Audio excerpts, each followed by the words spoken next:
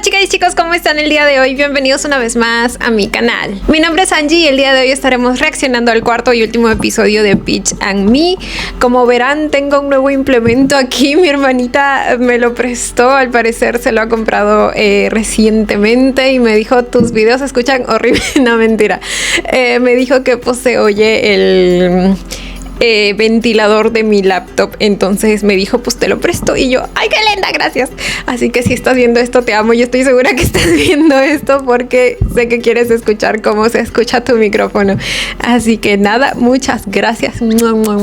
te quiero mucho. Y a ver, en cuanto a actualizaciones acerca de mi gatita, que sé que muchos están pendientes y siempre me están preguntando, de verdad muchas gracias por la preocupación. Pues como la pueden ver ahí, está bastante tranquila según yo y según mi hermana.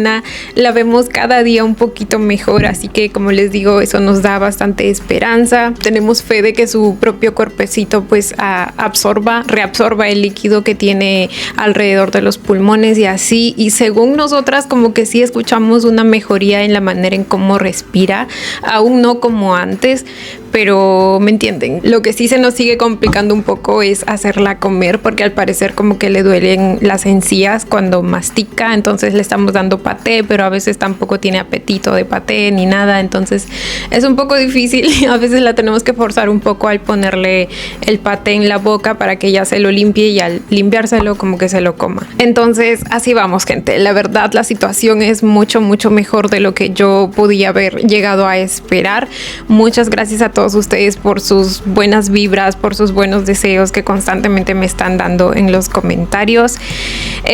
Ahora sí, vamos a pasar a la reacción. Creo que esta semana también voy a tratar de hacer lo mismo que el anterior, es decir, no va a haber ni mucha intro ni mucha outro. Esta en específico sí tiene una intro un poco larga porque pues es el primer video que grabo de la semana, entonces como que es para darles como que las actualizaciones y a la vez decirles lo que vamos a estar haciendo y así. Ahora sí, sin nada más que decir, comencemos con el video.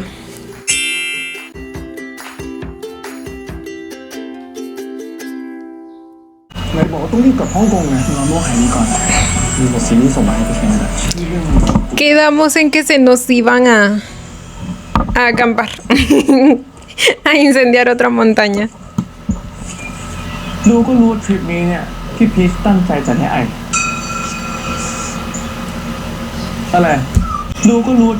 Todos podemos notar que Peach planeó este viaje para mí. ¡Ay, ahora! Allá lo está molestando.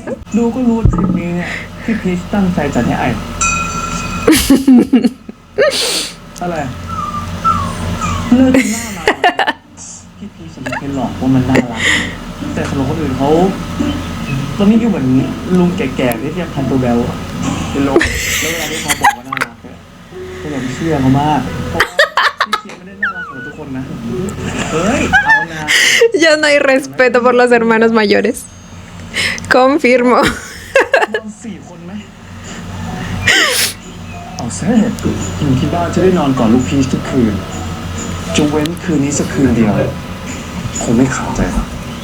Ya lo quiero ver.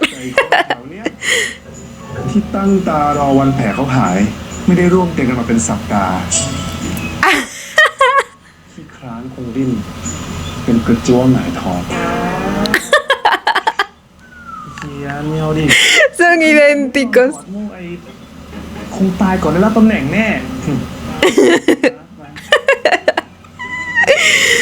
Ay, Dios mío, tenían que compartir la misma sangre. Desafíame a un duelo de tiro o a una carrera de caballos. Pero no te atrevas.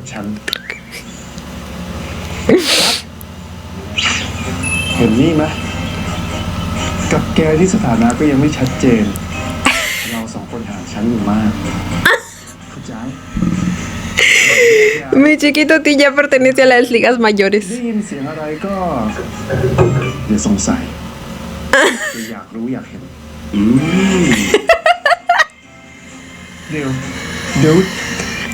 Porque siento que no van a poder cumplir sus planes.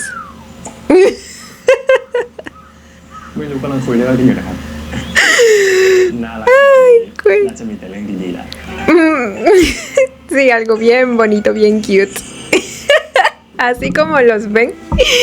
Así como los ven, son bien cochinos. Que no los engañe su carita de no matar una mosca.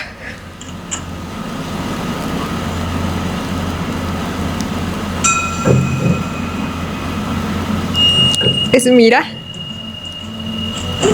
Cuidado, bebé, que te... ¡Ay, no! Su sanguchito.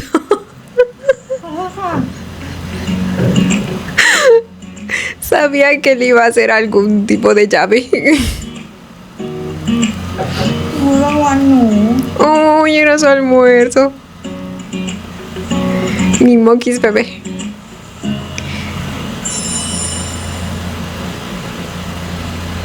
ลองท้องไปก่อนเลยค่ะขอบคุณค่ะ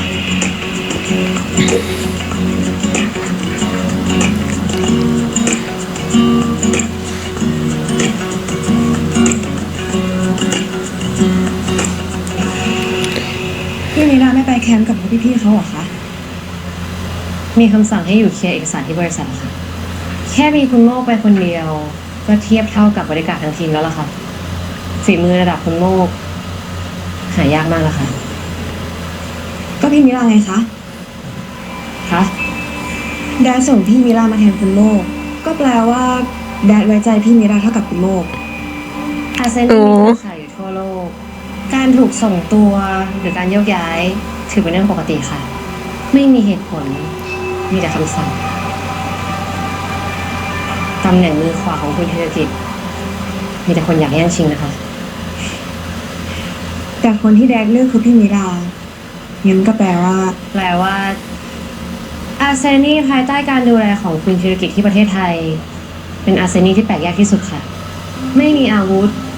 ไม่มีศัตรูไม่มีสีดำการที่ฉันถูกส่งตัวมาที่นี่ไม่ได้แปลว่าฉันฝีมือดีเทียบเท่าคุณโม่นะคะ แต่เพราะที่นี่ไม่จำเป็นต้องใช้ฝีมือเลยต่างหาก Pero mi chiquito Mok también sí tiene habilidades แต่ excepcionales. สำหรับครับที่มิราเก่งมากแล้วนะคะ ที่ไม่อยู่ตรงนี้ได้ ขอบคุณนะคะ แต่ตอนนี้ยังมีคุณโมกช่วยอยู่เยอะค่ะวัดอะไรไม่ได้หรอกของจริงน่าจะอยู่ตอนที่คุณกิตตินัยขึ้นรับตำแหน่งและคุณโมกย้ายกลับฮ่องกงถึงตอนนั้น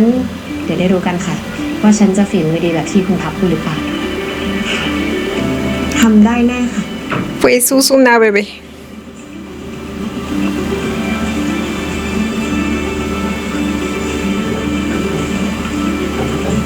พี่มิราครับถามได้ไหมคะ ถ้าเป็นเรื่องที่ตอบได้นะคะ ทำไมคนที่ได้ขึ้นรับตำแหน่ง ไม่ใช่พี่ที แต่เป็นพี่โรมเหรอคะ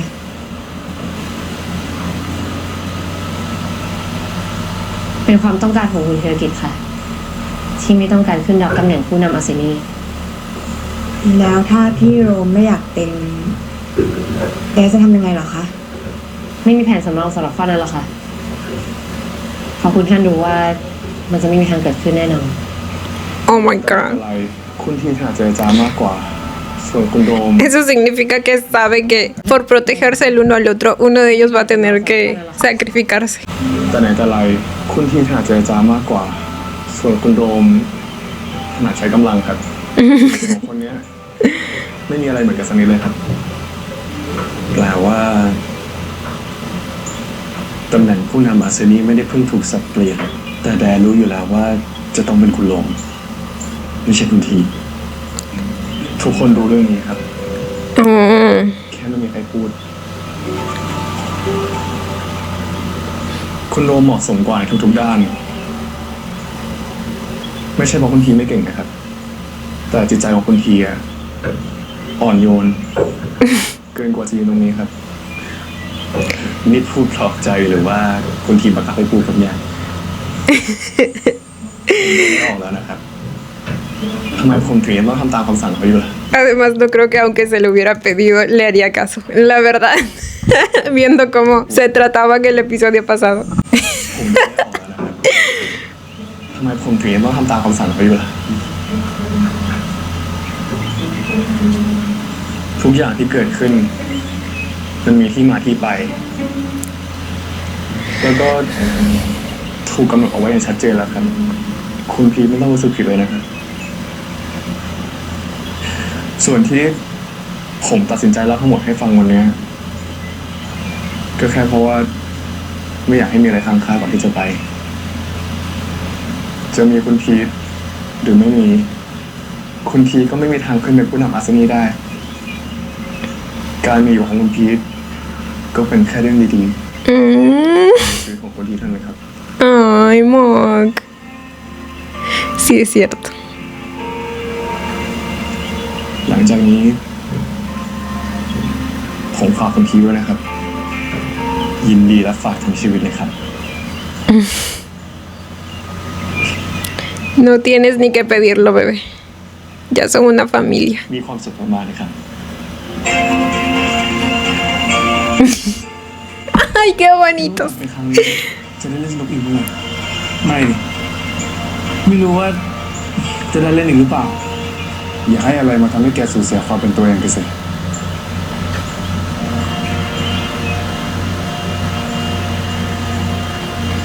พี่ว่า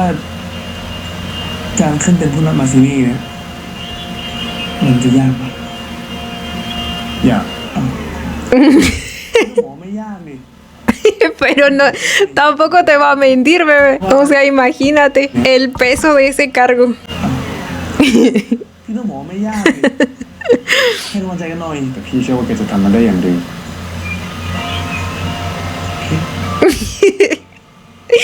Ok, eso lo acepto, dice. พี่ต้องอยู่ช่วยผมด้วย พี่ต้องอยู่ช่วยผมด้วย Tienes que quedarte y ayudar. อยากเล่นสนุกเมื่อไหร่ก็แค่กลับมาที่นี่ แต่ถ้าต้องการความช่วยเหลือ พี่สัญญาว่าแกจะเห็นพี่เป็นคนแรก Ay. ¿Será que lo hace? Porque mi Rob no es de estas cosas cursis. ¡Ay, tan bonitos! Ay. การจะขึ้นผู้นำอาเซียนเรื่องแค่นี้ไกลหัวใจ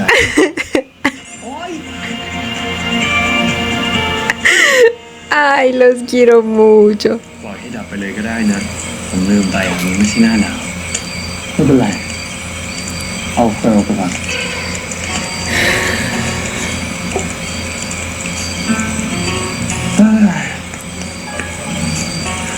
Tiene toda la cara manchada de ceniza.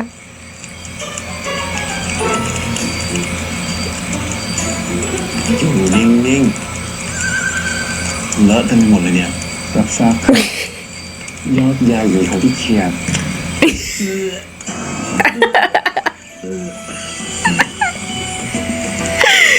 Bien que él es idéntico con su mock.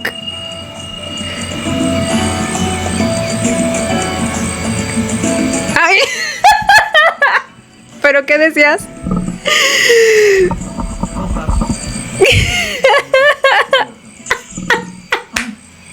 เขาต้องบอกว่าเลอะสิเลอะก็เช็ดเองสิครับ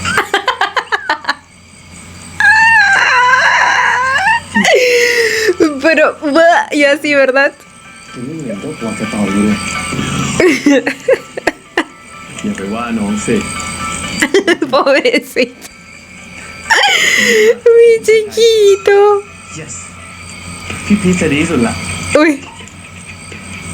Ay, mejor lo hago yo, dice. เอาไปเลยขั้นดิเลิกเนี่ยช่วยด้วย El grito. Ay, güey. แป๊บเดียวหนีเข้าไปนอนกันหมดละ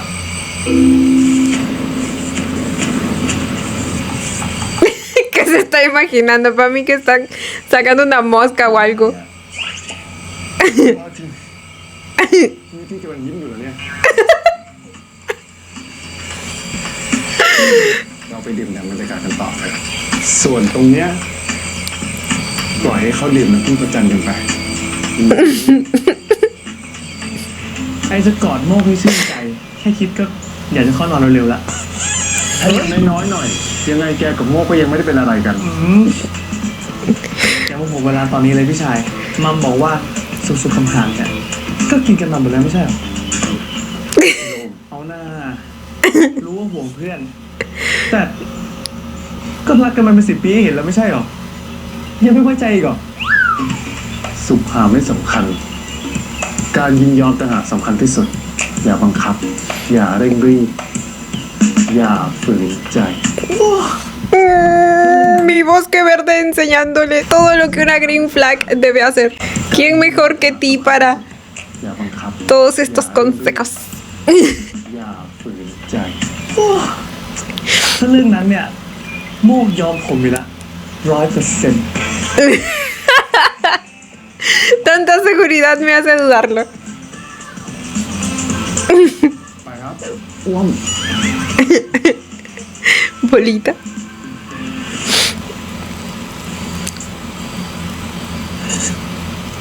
¿Qué están haciendo? อะไรครับเนี่ย ก็เป็นมันแค่ Sabía. รถที่ตรงนั้นอะ Y mi pobre Mok batallando por su vida. อยู่กลางป่ากลางเขาไปพูดเรื่องผีกันน่ากลัวเนี่ย บางคนนะเคยโกงอะไรด้วยเหรอ เมื่อก่อนก็ไม่มีหรอก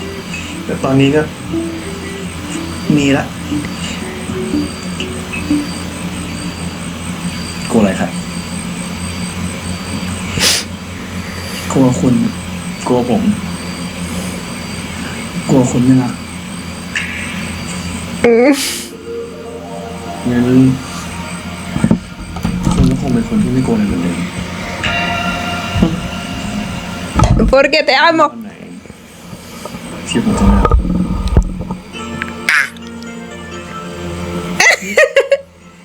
ขอรักคุณ ก็เราจะคิดนะ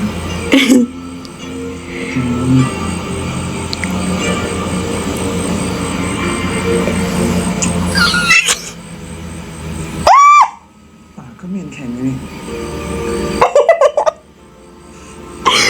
Ay, amo cuando le da esos besitos chiquititos. ก่อนที่จะกลับฮ่องกงเช้านี้เลย Ay, mañana ya se van. ก็มีนะ อะไรครับ อย่ารักคุณ Se refiere a lo que creo que se refiere, ¿verdad?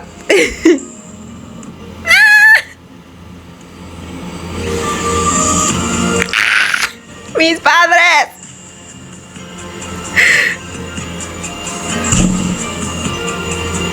Uy, uy, uy, la manito.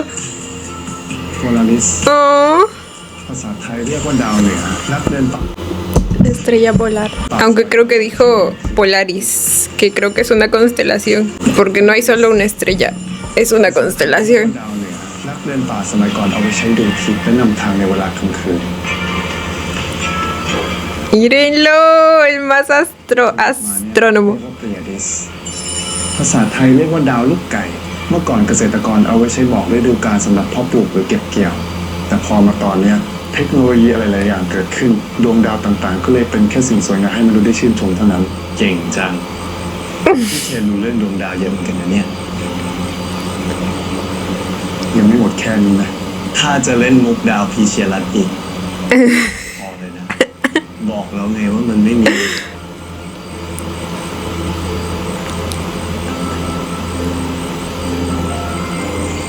¿Qué hizo ahora?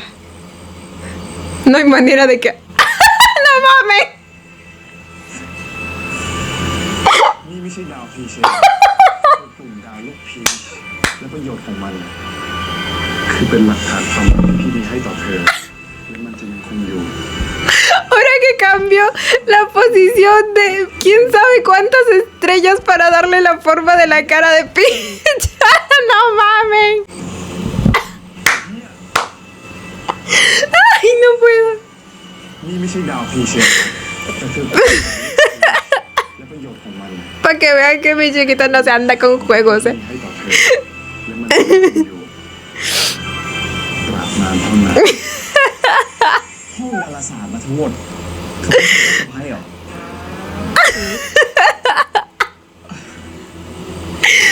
Ay, tan random.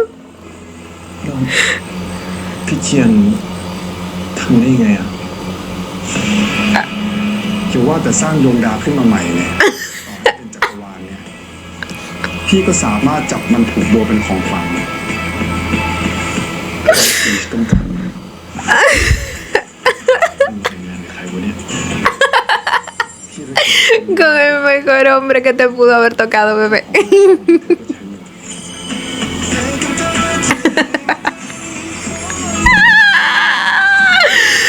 Ay, no puedo. คนอย่างธีรกิจเคียนลีจะไปอยู่ที่ตรงไหนนะ Dijo gracias, mira. ขอบคุณมากไหมล่ะคนอย่างธีรกิจเคียนลี Dijo gracias, mira, y luego como sonó como si cortara una llamada, ¿verdad? Probablemente a ella le encargó que haga eso. Me imagino la cara de Mira al escuchar esa petición. คนอย่างธีรกิจเคียนลีจะไปอยู่ที่ตรงไหนนะ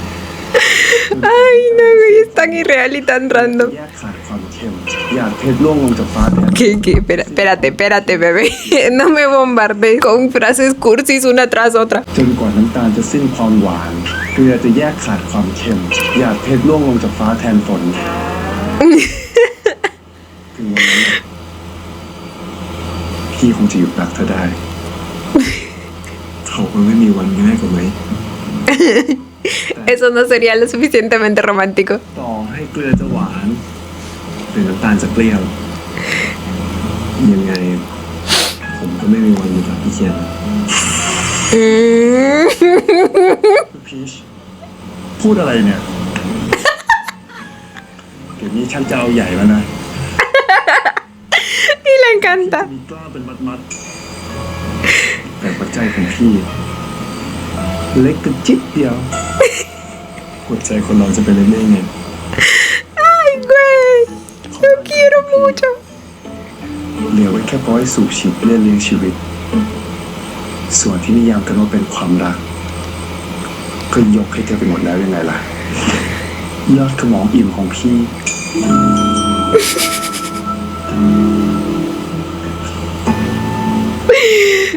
Ay, Dios mío. พี่เขียนชอบทริปนี้ไหม ¿Qué tiene que hacer uno en esta vida para que al menos en la siguiente me toque uno como ti? สายตาทุกคนตอนที่เราเล่นไปแคมปิ้งทั้งพี่เขียน คุณโลม คุณโมกทุกคนดูแย่งกันเรา คงจะมีแต่ความทรงจำดีๆเกี่ยวกับตอนนั้น ก็เลยคิดว่า น่าจะดีกว่าไปนอนโรงแรมปกติ ถึงเวลาจะผ่านมานานมากแล้ว แต่พี่ก็ยังจำความสุขตอนนั้นได้ชัดเจน ไม่ต้องคิด ไม่มีอะไรต้องกดดัน ไม่มีอะไรให้แบกรับ ก็แค่เล่นสนุกไปวันๆคุณโมกเล่าให้ฟังว่า การใช้ชีวิตธรรมดาไม่มีบริการดไม่มีขบวนรถติดตาม การใช้ชีวิตธรรมดา Vivir una vida ordinaria sin guardaespaldas. ไม่มีขบวนรถติดตาม เป็นของขวัญวันเกิดที่คุณน้องเฝ้ารอทุกปี ผมก็เลยอยากจะทำให้น้องก่อนที่เขาจะไป Ay, tan lindo, เป็นความทรง Peach. จำที่ดีสำหรับพวกเรา โดยเฉพาะกับโลม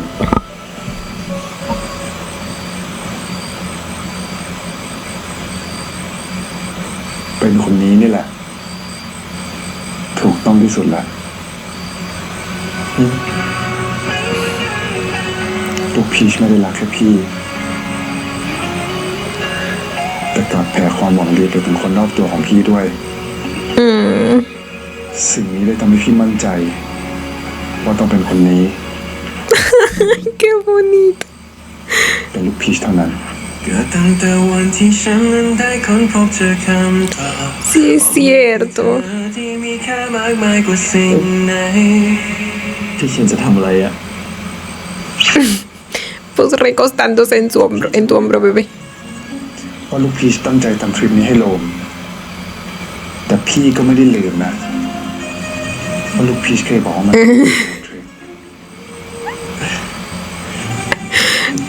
ผมจะพูดเพลงนั้นไม่ได้สิ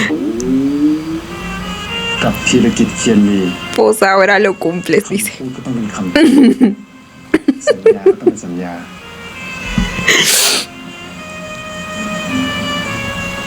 แล้วต้องทำยังไงเหรอธีรกิจเคียนลีถึงจะพอใจAy, recién me doy cuenta que tienen pijamitas a juego. และปกติเวลาไปฮันนีมูนเขาทำกันยังไงนะ Ir a la luna y llevar miel. Ay, es que no supero esa escena. แค่นี้พอแล้วมั้งไม่พอนี่ใกล้เคียงกับคำว่าฮันนีมูนเลยสักนิด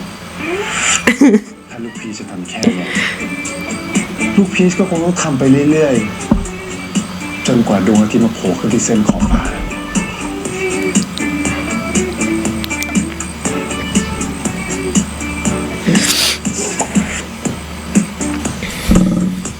พี่บอกเธอแล้วไงว่าถ้าเกิดเธอยังทำแค่เนี้ยเธอก็จะต้องทำไปเรื่อย Espérate que aún no termino, dice.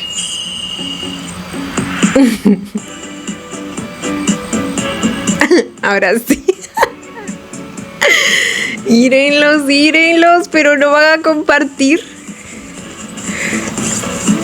Pésimo servicio. ¿Dónde hago mi queja? Ay. Y ellos estaban lindos esperándolos. พี่พีชกับแดนเนี่ยซื้อขนมมาฝากพี่ไปนะ คิดถึงแดนไหมคะ คิดถึงค่ะ แล้วอังเคิลโรมอยู่ไหนนะครับ Ya se fue a Hong Kong. มาพร้อมกันเหรอคะ Como que me aclaré mucho. ไหนคุณโมบอกว่ายังพอมีเวลาอยู่ไม่ใช่เหรอครับทำไมรีบกลับไปตั้งแต่เช้ามืดล่ะ มีเวลาพอสำหรับ1 คืนนะครับ จริง ๆ แล้วภารกิจของคุณโดมที่ฮ่องกงจะเริ่มในช่วงสายวันนี้แหละครับ แต่ผมเตรียมรถไว้แล้ว ทั้งสองคนไม่ต้องเป็นห่วงนะครับ กลับไปพักผ่อนได้ตามสบายเลยครับ ถ้าไม่มีอะไรแล้วก็ เราก็แยกย้ายกันตรงนี้แหละ Ay, no alcanzó a despedirse de sus sobrinitos. Ay, es tan triste que se tengan que separar.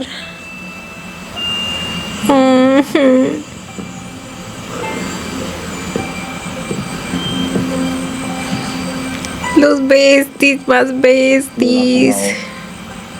ถาวรนะครับ โดนสั่งย้ายมาอยู่ที่เนี่ยยังไม่รู้สึกแย่แต่ก็เสียไปง่ายไปเลย Primer año en Tailandia no es ni de lejos tan difícil como perder a un amigo como tú. ไหนเคยบอกว่าจะเป็นทั้ง2 อย่างไปพร้อมกันไงมือเพื่อน แล้วก็มือขวา ผมขอโทษที่ต้องผิดสัญญาครับ โมไม่เอาดิ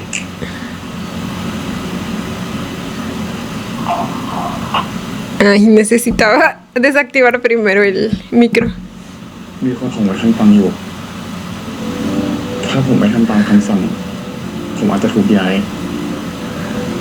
แล้วคนทีจะต้องอยู่คนเดียวจริงๆนะครับ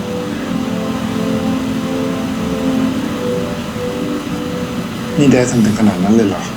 จนกว่าทุกคนที่นี่จะไว้ใจผม แต่หูฟังเนี่ย ผมอาจจะแอบปิดมันได้บ้าง แค่ระยะสั้นๆชั่วคราวนะครับ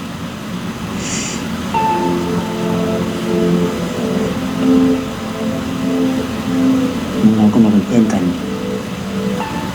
แค่ช่วงสั้นๆที่ปิดหูฟังนั่นไปได้ไหม Y así estuvieron viviendo durante todo este tiempo. เดี๋ยวรักนะครับ ดูแลตัวเองดีนะครับบอก ครั้งสุดท้ายแล้วสินะ ที่จะได้ยินคำเรียกนั้นออกจากปากนายโม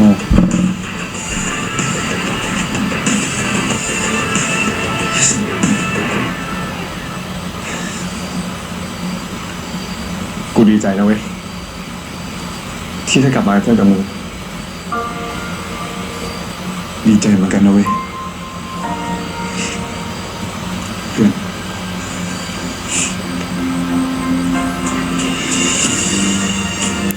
Pero no me lloren, que lloro también.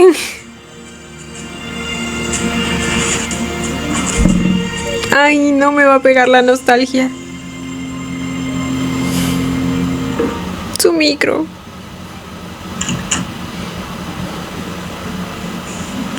ถึงฮ่องกงเรียบร้อยดีครับ เมื่อไหร่อังเคิลโรมจะกลับมาหนูคิดถึงแล้ว โอ้โหไอ้เพิ่งลงเครื่อง คิดถึงกันแล้วเหรอ โอวีส ไม่ต้อง ครับอยากไปเที่ยวอ่ะ มาดิ เดี๋ยวพาทัวร์เอง มัมบอกคิดถึงจะแย่แล้ว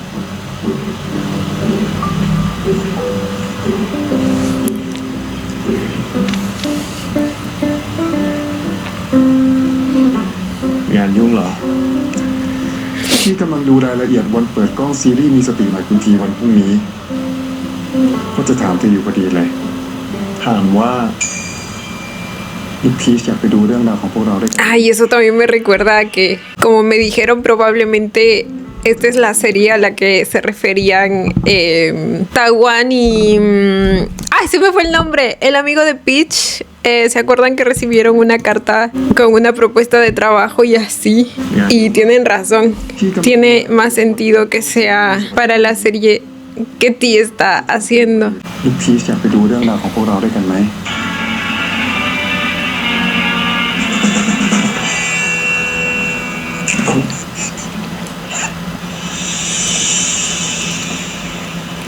El Tiny. แขนเจ็บแบบนั้นน่ะ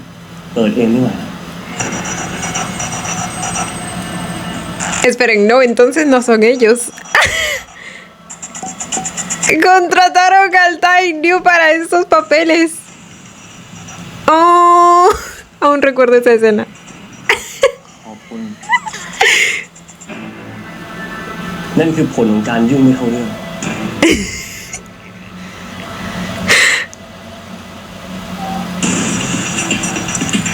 ถ้าเจ็บก็ร้องไม่ทำไม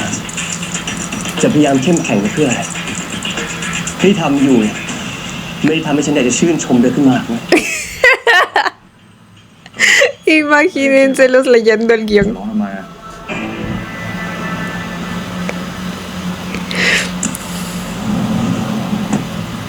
Oh, ay, también tiene el tatuaje de Focus. El nivel de detalle.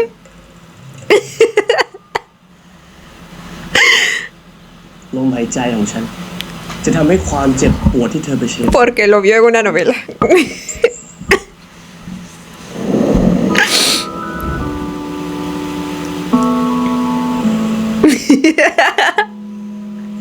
ครับ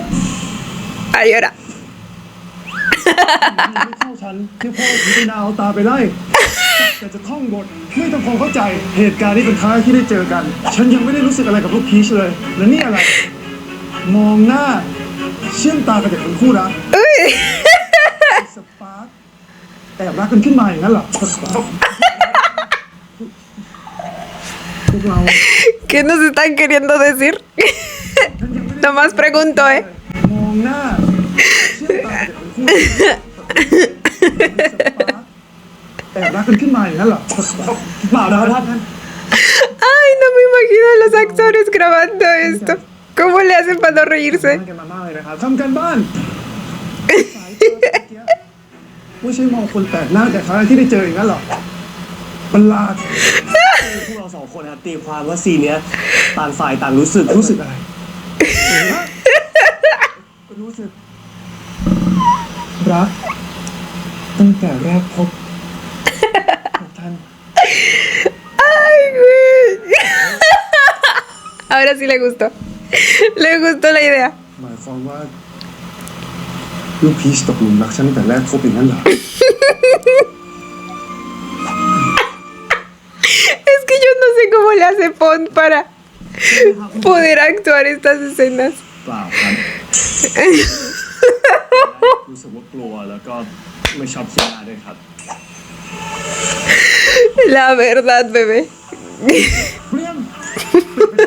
ใช่ไหมครับเปลี่ยนนักแสดง Pero qué culpa tenían los actores. ตาสีเทาดีครับคุณพี่ Tiene ojos grises. Ah. Uy, ay, Dios mío, vamos a tener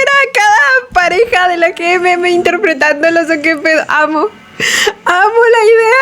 Ahora mi Jimmy sí también. ได้ฉันให้เธอจับแล้วช่วยอยู่ในสายตาฉันตลอดไปเลยได้ไหม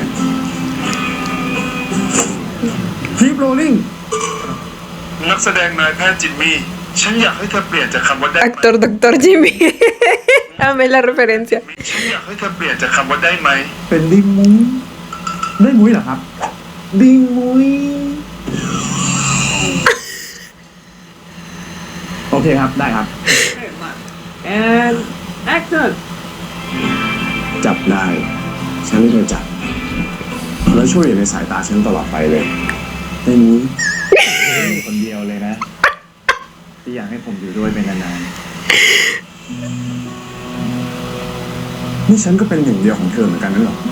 ๆนี่คุณต้องระวังนะ ไม่ใช่ทุกคนจะแปลความหมายคำพูดคุณแบบนี้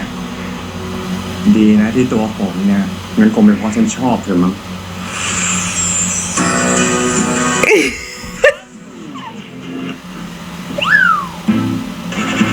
คนอย่างที่ที่สุดจะหล่อสมาร์ทเลยนะต้องประกอบชอบตรงหน้าจะตกใจแค่นี้เหรอ ขอโทษนะพี่ที Pero bebé. El mechoncito que nunca puede faltar.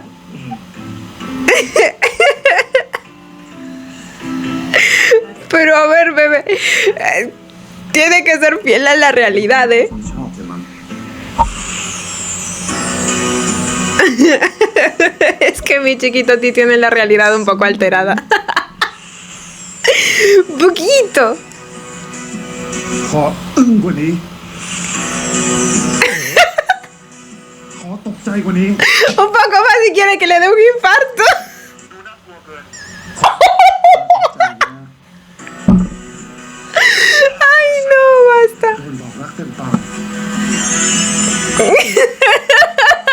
ใจ Pero ese no es pitch para nada. กระพริบตาสองทีด้วย ตอนนั้นผมเป็นแบบนี้เหรอ ผมว่าไม่น่าใช่นะ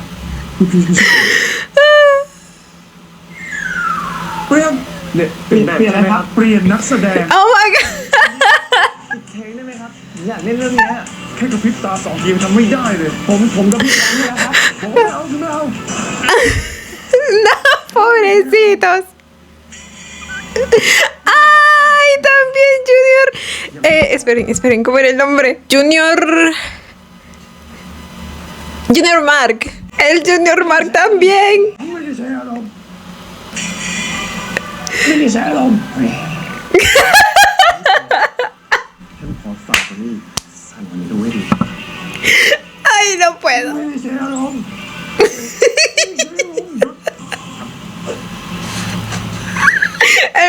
El mechón. ไม่ได้ใช้อารมณ์เสียงคุ้งเกินไปไม่ได้ใช้อารมณ์ไม่ได้ใช้อารมณ์ใช้อารมณ์ไม่ได้ใช้ Pero qué clase de bestia es esa. ไม่ได้ใช้อารมณ์โอ้ย ถ่ายจริงเลยไหมครับ น้อง No, pobrecito. ไม่ใช่อารมณ์ Ay, no, qué divertido está siendo el último episodio. ตอนนี้ฉันกำลังเจ็บเจียนตายใช่ละ Siento que a Mark sí le saldría un papel muy parecido ภายใต้การดูแลของฉันจะปลอดภัย al de Peach. เดี๋ยวก่อนคุณทีจับไว้เลยนะ Y de hecho Junior también lo está haciendo bastante bien. ไม่ควรจะพูดเลยอยู่ฉันทำไม่ไหว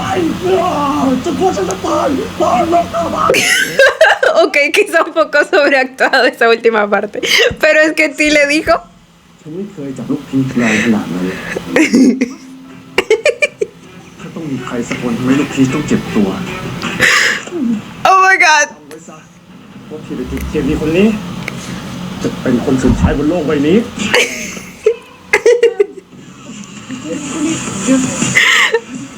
Ay, Dios mío. จนกว่าที่จะตายต้องทำ No puede con la risa, mi chiquito. จนกว่าที่จะ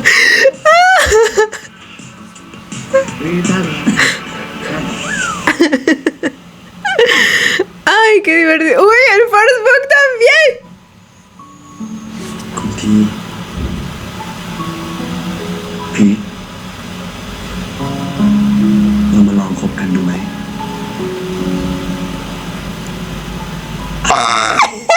Chiquitos. ที่ค่อนข้างรักตัว แต่ฉันรับรองว่าจะดูแลเธอให้ดี ไม่ว่าเธออยากทำอะไรขอแค่บอก ฉันจัดการให้ เธอชอบทำงาน ฉันจะไม่ขัด ฉันจะปล่อยให้เธอได้ใช้ชีวิต แล้วก็ไม่ต้องกังวลว่าอาเซนีจะทำให้ชีวิตของเธอวุ่นวาย Amo que nos estén dando justo las escenas más icónicas. ฉันกำลังจะสร้าง Pero interpretadas por los diferentes actores. Uy.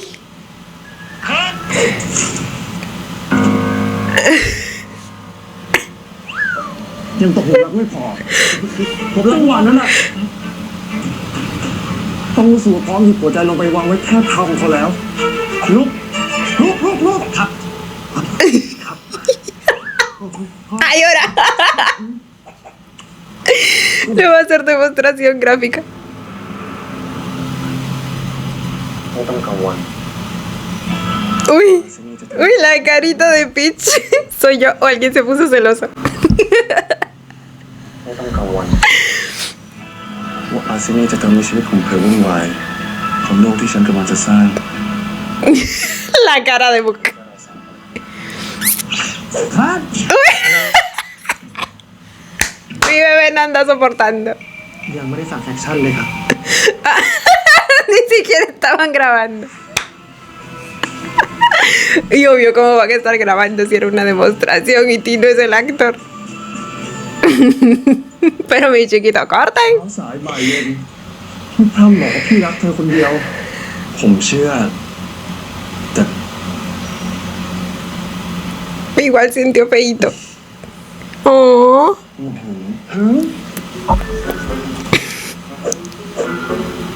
ลูกพี่ฉุนพี่ Eso fue como decirles, lo escucharon, ¿verdad? Escucharon lo mismo que yo, ¿verdad? Ay, Dios mío. Me he reído tanto en este episodio que mis cachetitos me están doliendo. เคียนอยู่ใกล้คนอื่นแบบนั้น สาบานด้วยชีวิต หลังจากเนี้ยลูกพี่จะไม่เห็นพี่เข้าใกล้ใครให้รู้สึกรำคาญตาอีก ไม่ต้องหรอก เดี๋ยวผมแก้ปัญหาด้วยการไม่ไปกองดีก จัด ว่า การคนอื่นง่ายกว่า ยังไงนะ พี่สั่งถอดไปแล้วล่ะ ทั้งคู่เลย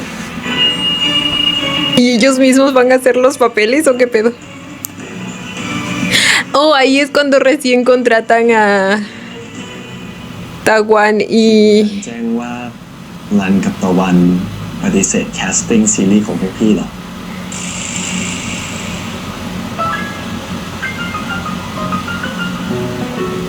คือว่า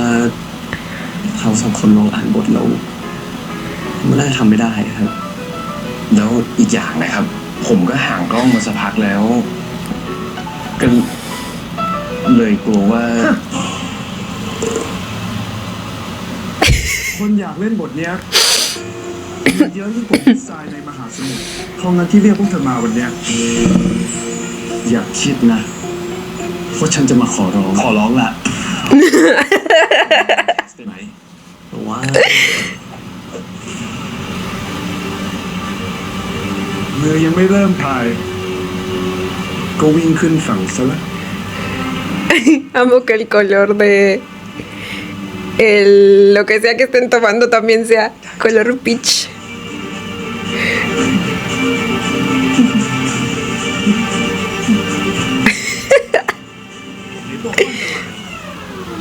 ไม่กลัวแล้วล่ะ Al final sí los เรียนอยู่ aceptaron.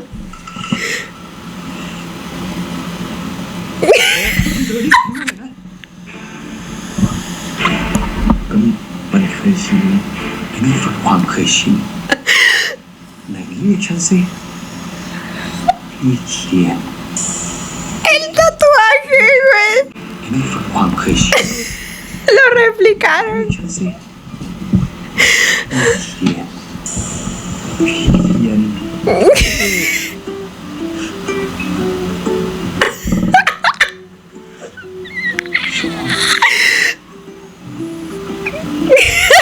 Hasta que se muere de la risa. ครับบัวพี่เดี๋ยวไปนะครับน้องๆหน่อยนะ Ay, güey.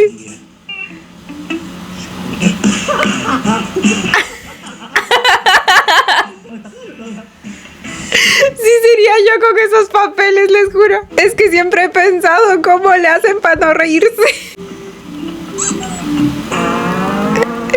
Ah, pero miren cómo me lo manoseaba. บัวพี่เดี๋ยวไปนะครับน้องๆหน่อยนะแอคค่ะเขียนเขียน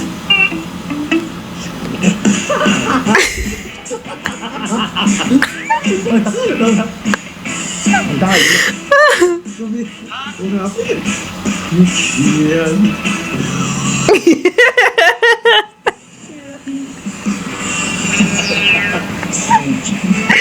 El desrespeto a sus personajes. A los personajes de mi tía.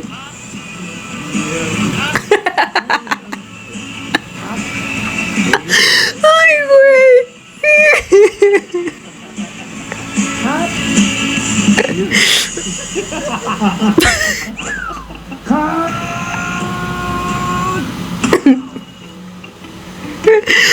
Ay. ไม่เป็นไรหรอกนะ พี่เข้าใจไดอะล็อกมัน แปลกอะ โทษนะพี่ไม่เสียเวลาเลย Ay, güey. พี่พูดคำนี้จริงเหรอครับ Déjalos, ok. Al menos no andan por ahí toxiqueándose. Bueno, เสียเวลาเลย di un poquito. อ๋อหรือว่าเราจะแก้บทให้เป็นแบบคนปกติเขาคุยกันดีไหมครับแบบคนธรรมดาขึ้นนะครับ ธรรมดาเหรอเรื่องอะไรจะต้องธรรมดาคำว่าธรรมดาคือคำที่ฉันเกลียดที่สุด Si ni él ni su pitch son simples. ก็ชีวิตพี่มันเพอร์เฟกต์เกินธรรมดาไปอะลูกใครจะรับมือคุณทีกับพี่พีได้อะหาใครมาเล่นไม่ได้หรอก หรือว่าเราพับโปรเจกต์กันไปก่อนไหม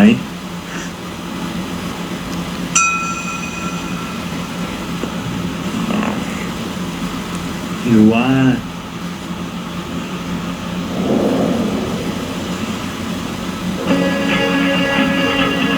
¿Qué se le ocurrió? เอาจริงๆหนึ่งในความฝันของช่างภาพส่วนใหญ่คงหนีไม่พ้นการมีแกลเลอรี่เป็นของตัวเอง ผมเองก็เป็นหนึ่งในนั้นแล้ววันนี้ก็ทำมันสำเร็จได้แล้ว Ah, y abrió su galería. ครับเขาทำให้ผม คุณพีทคะเขาคนนั้นที่ว่าเนี่ย คือเจ้าของ Exhibition แรกที่มาประเดิมจัดแสดงที่ด้วยใช่ไหมคะ Mm. อยากทราบแรงบันดาลใจที่มาจัดโฟโต้เอ็กซิบิชันครั้งนี้ด้วยค่ะ ผมชอบถ่ายรูปเขาเก็บไว้ โดยเฉพาะตอนที่เขายิ้ม Mm. ธุรกิจเป็นคนริเริ่มสร้างที่ขึ้นมา ผมก็เลยอยากจะทำอะไรให้เขาเป็นการตอบแทน La fotito con su gorrito de มาก Peach. เลยแหละไม่อยากเก็บไว้ดูคนเดียว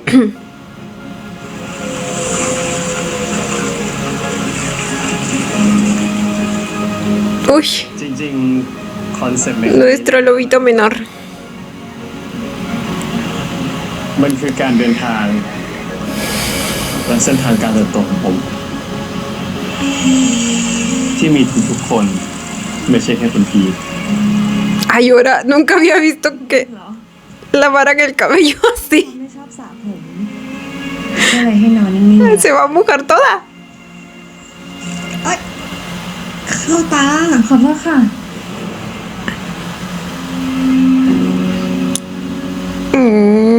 Ahora ella también ya tiene compañía en esa casa. เพราะถ้าไม่มีเขาก็คงยากที่จะมีเราในวันนี้ น้องผู้ชายขยับเข้าหากันหน่อยได้ไหมครับ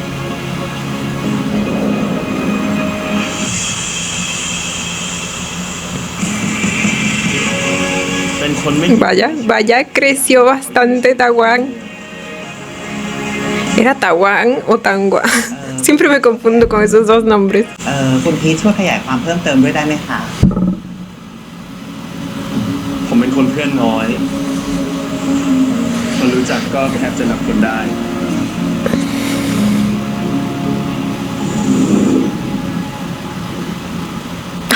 Lo bello que es mi William. งานสถาปนาผู้นำคนใหม่วันนี้ขอเป็นวันที่ดีนะครับ ถ้าสิ่งที่อยากให้เกิดขึ้น คงเป็นการที่ยังได้เห็นทุกๆคนในชีวิตต่อไปเรื่อยๆ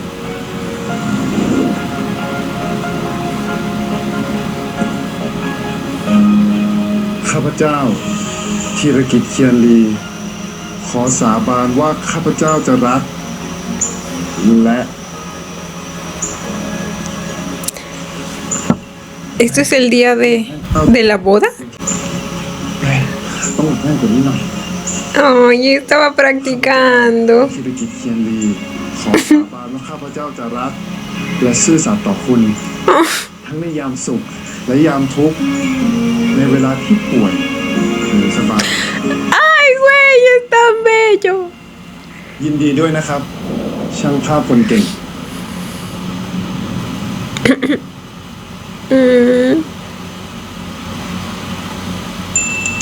ดอกไม้จากกี่ทวีปหรอ ตั้งแต่ที่พี่มีลูกพีช ก็ทำให้พี่รู้ว่า ต่อให้ควรควายหาสิ่งที่ดีสุดแค่ไหน ก็ไม่มีอะไรดีเท่าสิ่งที่อยู่ตรงหน้า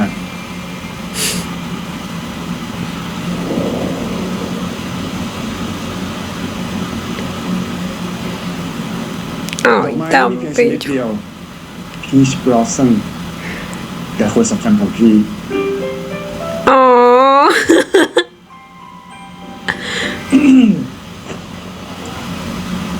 หอมแต่ดอกไม้เนี่ย เดี๋ยวเจ้าของมันก็น้อยใจแย่หรอก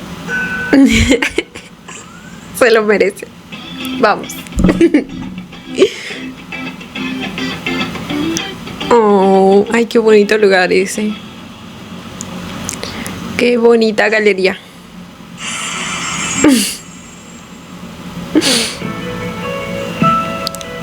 ชื่นใจ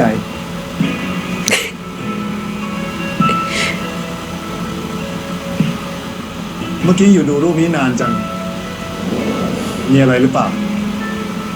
นึกถึงวันนั้นอะพี่เชียนรู้ใช่ไหมว่าพี่เชียนสามารถทำตามสัญญาทุกข้อที่ให้ไว้เลยนะ รู้สิ Claro que sí, bebé. เพราะพี่ตั้งใจให้ความรักครั้งนี้เป็นความรักที่ดีที่สุดขอบคุณพี่ทำให้โลกของผมมีแค่เราสองคนจริงๆ just me and team Mienti. Oh. โลกของพี่ก็เช่นกัน Peach and me. Peach And me. ¡Qué bello!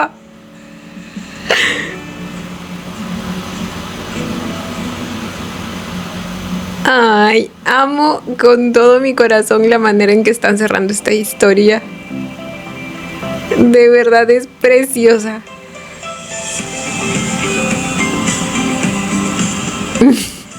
Pero siempre de tacaños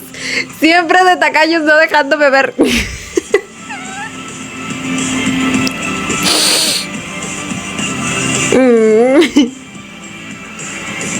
Para ustedes también, bebé.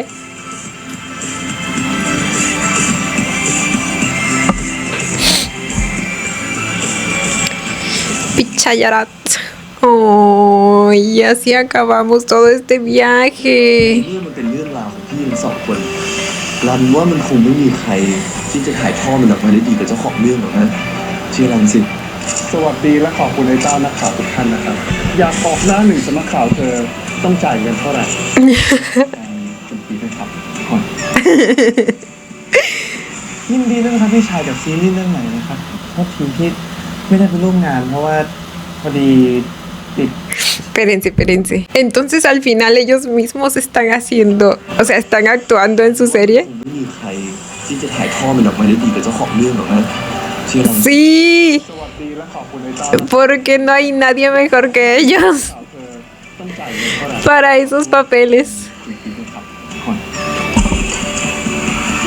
ยินดีด้วยนะครับพี่ชายกับซีรีส์เรื่องใหม่นะครับโทษทีที่ Creo que en parte esa fue พอดี la intención de mostrar a cada pareja como que intentándolo. ยินดีอีกคนนะครับคุณทีวันนี้ด้วยนะครับบ๊ายบาย El Pon Puwing fueron... ¡Ay, qué bonito! Fueron literalmente hechos para estos papeles. รู้สึกของเพื่อนรักแล้วก็น้องชายไปแล้วนะคะ ¡Ay, Jenny! ความรู้สึกของพี่ชายกันบ้างดีกว่า คุณธีรกิจคะหลังจากดูซีรีส์มีสติหน่อยคุณที ¡Ay, qué guapo está Peach! แล้วเนี่ย O Puwing. ขอบคุณที่มาดูด้วยกัน ฉันขอตอบ Siento que este tiene que haber sido como un evento real o algo así. ขอบคุณที่มาดูด้วยกัน ฉันขอตอบแทนทุกคนด้วยน้ำหอมกลิ่น Peach and Me ที่อยู่ใต้ที่นั่น พร้อมกับร้านอาหารบุฟเฟ่ต์นานาชาติ นับตามประเทศที่เราไปฮันนีมูน ¡A la verga! เตรียมไว้ให้ทุกคนได้ชิมรสอย่างอิ่มหนำหลังจบงาน ¿Por qué no estuve en ese evento? ขอบคุณทุกคนที่มาดูกันด้วยนะครับผม ตอนแรกก็คิดว่าจะทำกันเล่นๆ เก็บเป็นความทรงจำนะครับ ก็ขอฝากตัวไว้กับ Arsenal. อาเซไหน Arsenic.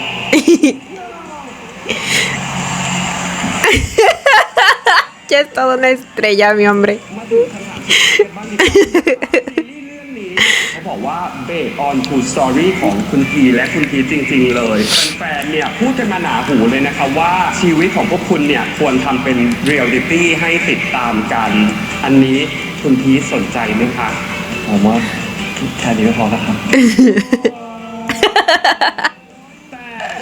ต่เป็นไหนหลายๆคนเนี่ยติดใจอะค่ะ Ah, Arsenal es el fandom, el nombre del fandom. ที่ของฉัน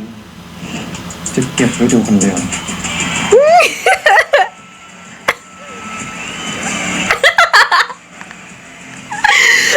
Ay, bebé, así te amamos, chiquito. Fin, de verdad, esta vez. La aclaración. Amo.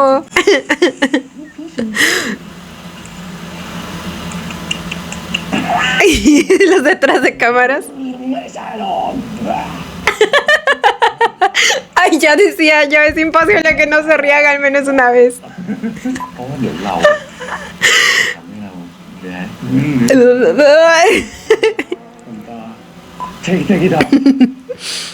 Te quiero. Ay, esa es la canción de Jasper que me decían, ¿verdad? Creo que sí la he escuchado. Take it off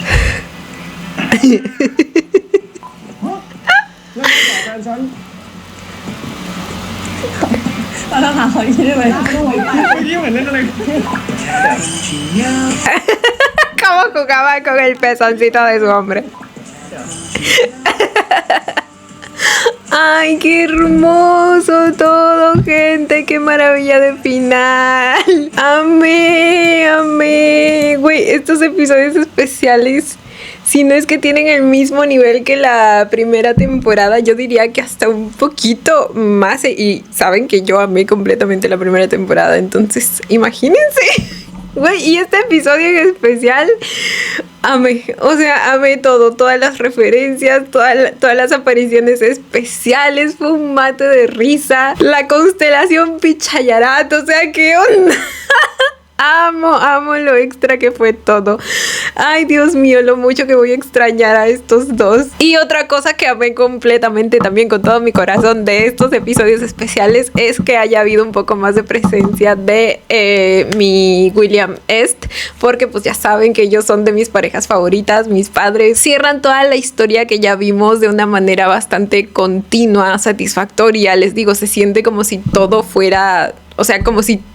todo completo fuera toda la serie, ¿me entienden? Entonces, ¿qué les digo, gente? Amé completamente y con todo mi corazón estos episodios especiales, de verdad que sí. Pero bueno, aquí lo dejo. Cuéntenme ustedes también qué les pareció el episodio, el cierre de esta historia. Yo como siempre los estaré leyendo. Y bueno, chicos, esto ha sido todo por el video de hoy. Espero que les haya gustado. No olviden darle la manita arriba y suscribirse si les gustó el video. Si les gustó mucho, ya tienen el botón del super gracias activado por si quieren colaborar con el canal. Obviamente solo si así lo desean. Ya los estaré viendo en un próximo video. Bye. ¡Mua! Los quiero. No olviden seguirme en Instagram.